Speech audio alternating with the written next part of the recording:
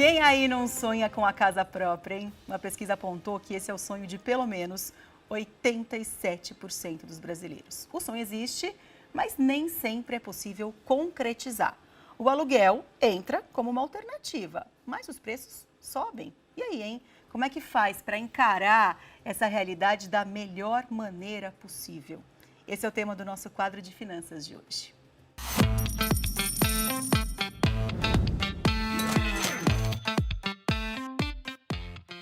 Tema para a Luciane Quedo dar uma luz para a gente que sofre com financiamento ou com aluguel. Bom dia, tudo bem? Muito bom dia, Marcela. Tudo ótimo. Que bom estar com você de Ai, novo. bom também, tava com saudade, viu? A gente se apega, né? A gente tá acostumado a se ver toda semana, de repente fiquei 2 semanas praticamente fora. Deixou aqui, muito bem. Tem que é uma coisa, mas tô bem, Que tô bom. de volta. Ô Lu, com relação a essa coisa de casa, tem muitas pessoas que têm o sonho de comprar uma casa, não vão conseguir muitas vezes comprar essa casa à vista, o jeito aí para um financiamento. Tem pessoas que falam, financiamento esquece, é melhor você pagar um aluguel e guardar dinheiro. Qual que é a tua orientação? Como é que a gente, financeiramente falando, o que é o melhor? Sim, quando a gente fala financeiramente daquelas pessoas que têm ali, por exemplo, dinheiro para decidir entre comprar o imóvel à vista ou fazer um investimento financeiro, aí não tem dúvidas, porque os investimentos estão rendendo muito mais do que aquilo que renderia o aluguel. Ou seja, o que você tiver de rentabilidade vai ser mais do que suficiente para você pagar o aluguel e vai sobrar um dinheirinho. Mas quando a gente fala da maioria da população brasileira que não tem esse recurso para comprar o imóvel à vista e que aí acaba tendo que decidir entre pagar o aluguel ou pagar ali o financiamento imobiliário, aí eu recomendo que avalie com muito carinho, porque muitas vezes o que esses especialistas, que às vezes estão lá, né, na Faria Lima, com uma realidade bem diferente, não entendem, porque pode significar aí a diferença entre ter um imóvel ou não ter ao longo da vida. O financiamento, quando a gente assume, é uma dívida a longo prazo, são muitos anos pagando.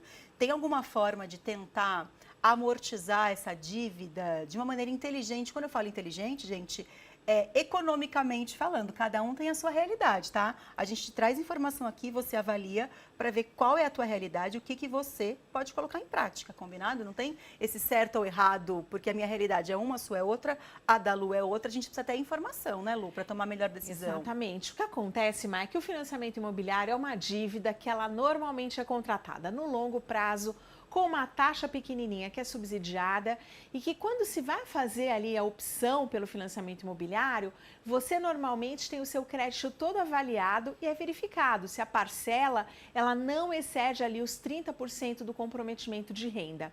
Então, quando você fez toda essa lição de casa, não teve nenhuma grande alteração, por exemplo, na renda das pessoas que compõem a família, quando especialmente a gente está falando aqui de alguém que seja contratado por forma de CLT, que tem o fundo de garantia por tempo de serviço, vale a pena avaliar muito bem antes de sair aí pagando antecipadamente as parcelas, porque esse é um financiamento que a gente costuma chamar aí de crédito bom, crédito positivo. Então eu vejo muitas pessoas tentando ali, né, acelerar ao máximo o pagamento, ficam sem reserva de emergência, sem reserva para oportunidades de algumas coisas que a gente ainda não sabe o que é, nem quando acontecerão, para liquidar ali uma dívida que é boa e acabam se endividando de novo no curto prazo com dívidas ruins. Então a gente tem que se atentar muito a isso. Você falou com relação às pessoas que têm o fundo de garantia, né, que são CLT. Você acha que é vantajoso você resgatar ali o FGTS que é de 2 em 2 anos que pode, para ir amortizando o financiamento?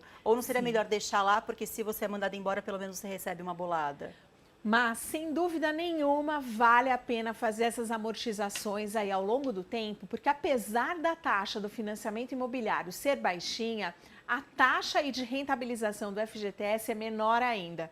O FGTS ele vai rentabilizar em 3% ao ano.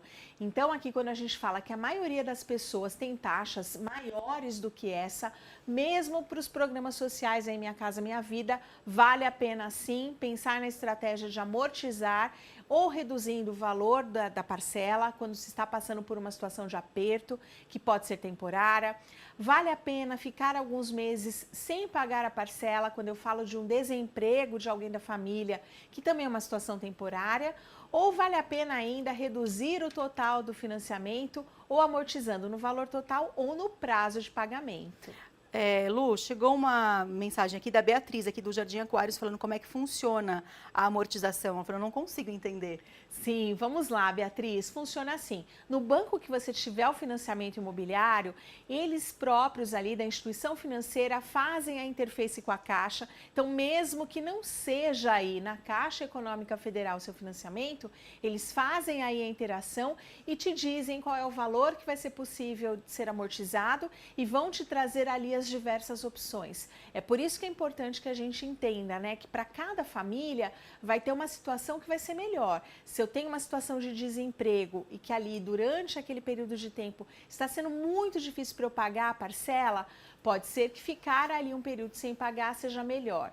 Ou para outras, eu vou reduzir lá no final, vou reduzir o montante ou o número de parcelas. Por isso que a gente precisa avaliar aqui caso a caso para entender o que é melhor para você. Beatriz e quem mais estiver aí nessa situação. Com certeza. A Renata de Caçapava está comentando aqui na mensagem que ela gostaria muito de ter um imóvel, mas que não faz parte da realidade dela hoje, que ela vive de aluguel e ela não está conseguindo juntar dinheiro para tentar entrar num financiamento porque o aluguel não para de subir. E nesse caso? Sim, o que é importante, né, Renata, é você ficar de olho. O governo federal aí também está com algumas estratégias de ampliação do financiamento imobiliário para famílias de classe média baixa. Então, está se ampliando ali aquela oferta do Minha Casa Minha Vida. E nessa nova oferta desse ano, tem algumas situações, inclusive, de financiamento da entrada, né? Que a entrada está sendo também subsidiada, que acaba resolvendo justamente esse problema.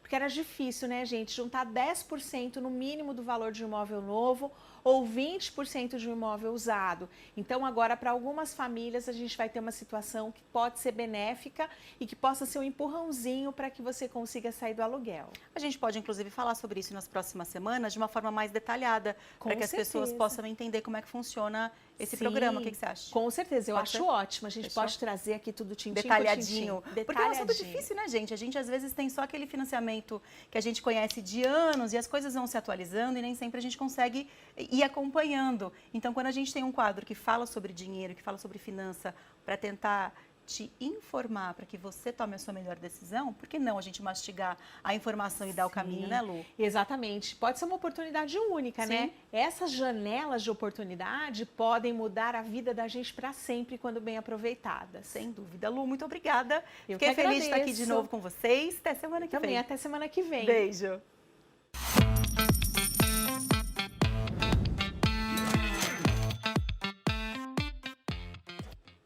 Meio-dia 16. Já já eu volto para te contar uma resolução da Anvisa que vai proibir a comercialização do álcool líquido 70%. Fica aí porque a pausa para o intervalo é rapidinho. Até já.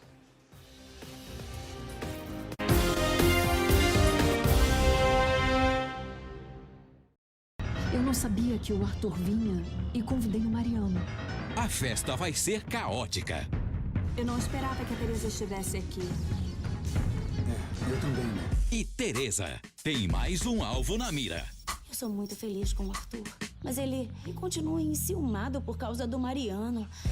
Fernando, eu te confesso que eu não sei o que vai acontecer.